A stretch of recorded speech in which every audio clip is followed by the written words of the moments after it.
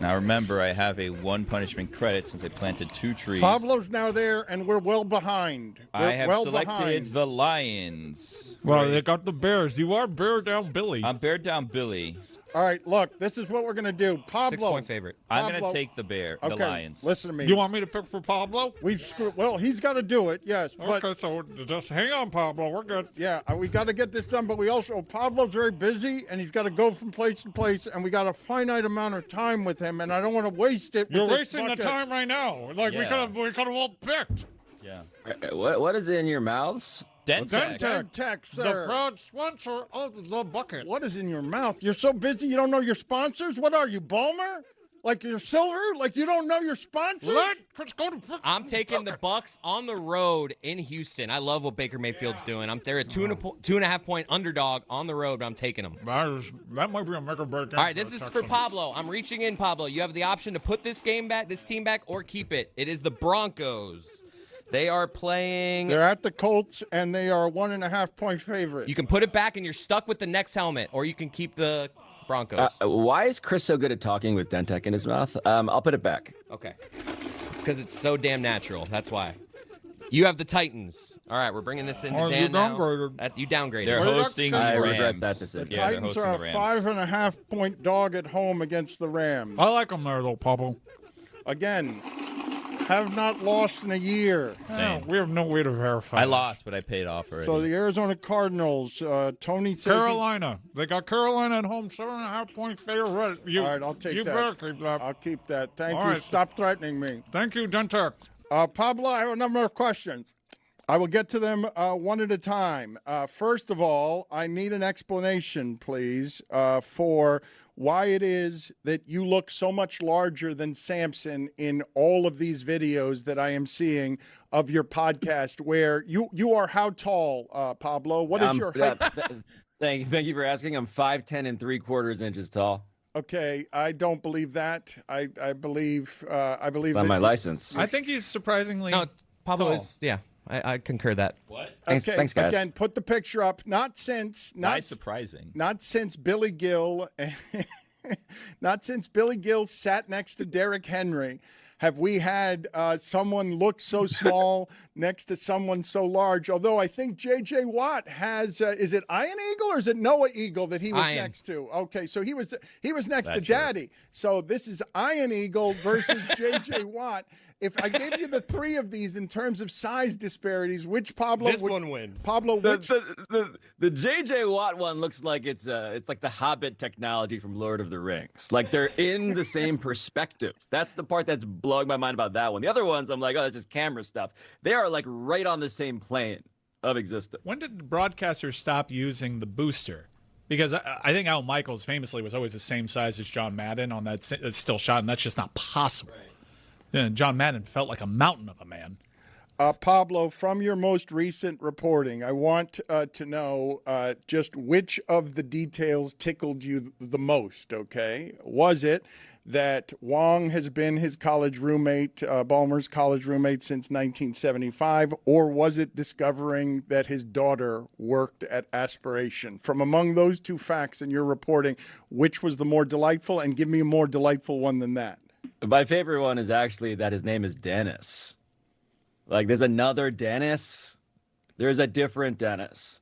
There's another Dennis who, by the way, Dan, for people who are like, this is just more circumstantial evidence, and there are those people out there, as I wake up this morning bleary-eyed on my couch, having fallen asleep with my contact lenses and fearing retina detachment, which is why I'm wearing my glasses. I was frustrated. I just don't know if people appreciate what it takes for me personally to investigate an Asian American Harvard graduate who works in the NBA. Like, if I do this, that's how you know it's real. I feel like is the credibility I've earned ethnically. And so all of it being that, all of it being a story with like so many stupid on the nose aspects that feel incredibly predictable and for that reason shocking. Was Ballmer roommates with Bill Gates before he was roommates with Wong? Is that you want to recreate the common room of that dorm in which it's Bill Gates potentially. I have to do the fact check again whether Gates was in the same room as them, but they were there. Yeah, this was Harvard, man. This was Harvard in the 70s. Think about it.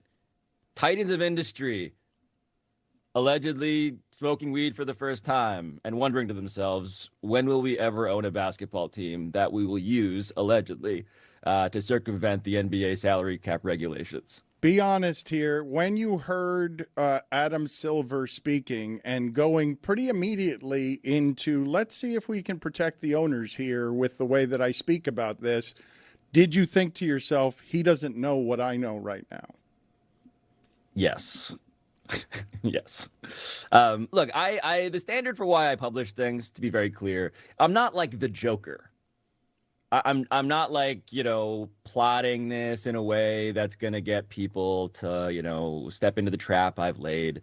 I'm not a supervillain, but I am somebody who only will publish things if I have the fact checking that meets the highest standards of publishing. Like, Dan, the crazy part about this, and for people who don't understand the power dynamic here, on the one side of this story is not merely the commissioner of the NBA, but one of the 10 richest people in the world. On the other side of the story is me and you and our lawyer. So the whole question of when am I comfortable publishing something? It's not that I'm holding back everything I got. I'm actively trying to confirm this stuff so that in the event of litigation or factual correction, neither of which has ever happened with my show, which is shocking, it's because we did it the right way. And so that's the smile I have, is that I had the smile of knowing that I think I could get this. I think this is a bad look for them because they're not taking the first report seriously. And I don't think they did, frankly.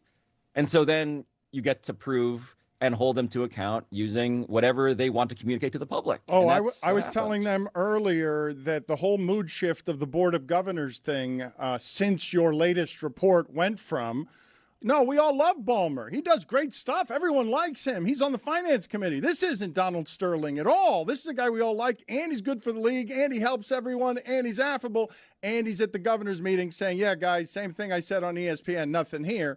And then you report what you did. And what I was hearing 2 days before about that governor's meeting and how nice it was, that mood has shifted because the additional reporting makes it such that, oh, no, he's ensnared here in a way that's going to be I don't even know what they're going to try to explain their way out of this one. I've heard many back-channeled attempts that indicate, by the way, we've seen since the first report came out, the best they got. So what they're not doing on the NBA Clippers side, if we assume their goal is to shrink the PR footprint of this, what they're not doing is holding back their most convincing stuff. We're getting all of it, right? Because Ballmer flies to Bristol Thursday night, the day after. That's how panicked he is, right? Just observing this, again, not the Joker, just observing this factually. So what happens next is that we get the best spin, and you've seen it. And it's incredibly just paper tissuey in its flimsiness, if that. Tissue might be generous for what they're trying to spin. And so the question now of okay, what do you do with this one? The only thing I've heard back-channeled, which makes me laugh very hard, is that Dennis Wong, who is an incredibly wealthy real estate magnate, he wanted to save his daughter's job by putting in $2 million into a company that was valuated, by the way, still at the time of his investment. I don't know if I made this clear enough in the episode. He was investing in a company that had gone into default, that had its independent auditor resign, that was facing massive seven-figure litigation, that was facing probes by the SEC and FINRA, the regulatory agencies. He puts in the $1.99 million, conspicuous on its own, and he does it at a valuation of over $2 billion. And so the question is, why would he do this? He was disclosed all of these facts in the paperwork. We have the signature, we have the document. So why did he still do it? And so the only head of a pin that anybody who wants to spin this has left to dance upon, there must have been another reason why he made a disastrous financial decision like that. It must have been to save his daughter's job. And I will just assure you that not only is that insanely nonsensical, because the daughter recently graduated from Stanford, because the company was broken and falling apart, because Dennis Wong is extraordinarily rich, it doesn't need to save his daughter's job at a broken company that is going into the trash can. It's also the fact to me that if you were to do that, that's a different potential crime. If you're just going to bribe a company to save your daughter with $1.99 million, if in fact that is the argument that anybody wants to go with. So I just don't get it. At this point in the story, I just don't get what people are trying to do here. But it seems to indicate that they just don't want to see the story for what it is. I like how the internet takes your reporting and starts running with it and does its own version of Twitter sleuthing. Yesterday we saw highly circumstantial evidence of like how Kawhi was very inactive for the Clippers prior to December 10th, and then all of a sudden he played 82% of the games. Billy posited that, well, why would he care about a $1.75 million payment when he's getting paid $40 million from the Clippers?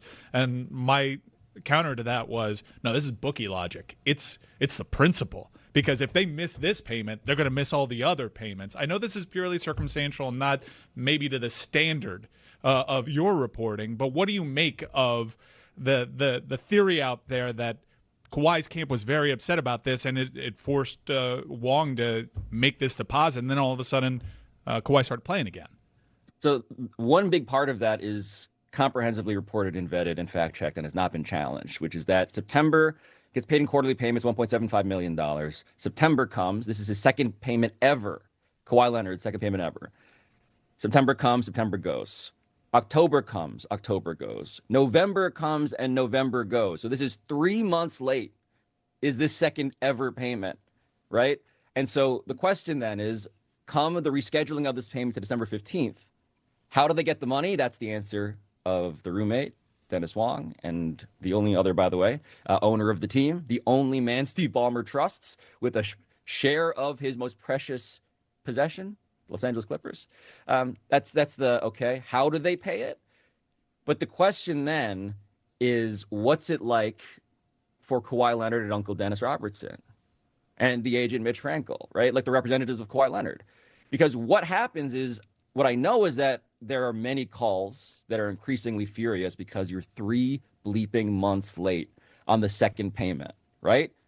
And by the way, Ballmer put in $50 million personally a year ago. And so from a position of something is not right here, what I think is safe to infer from all of this is that the people involved with the Los Angeles Clippers were aware that there was a problem.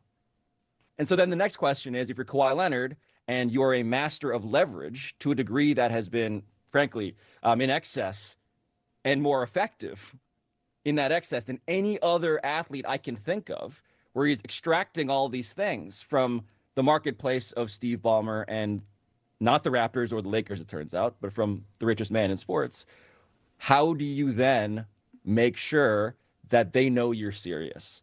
And so the sleuth thing and the connecting of the dots, I'm not doing that. I haven't done that data dive. Again, this is where I say, you guys, please feel free to look into this. Do your research. Do your Googles.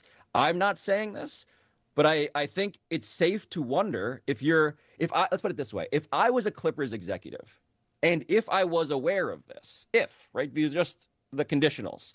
If I was aware of this and I had a guy who was right off missing the last season for knee problems, I would say at the beginning of the season, finally he's back. Let's be careful.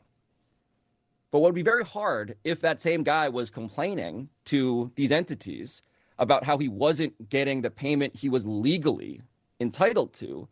The question then becomes the question of load management. How voluntary is the pain that you're expressing to your team as to why you won't play that night? That would be an outstanding question for someone to look into.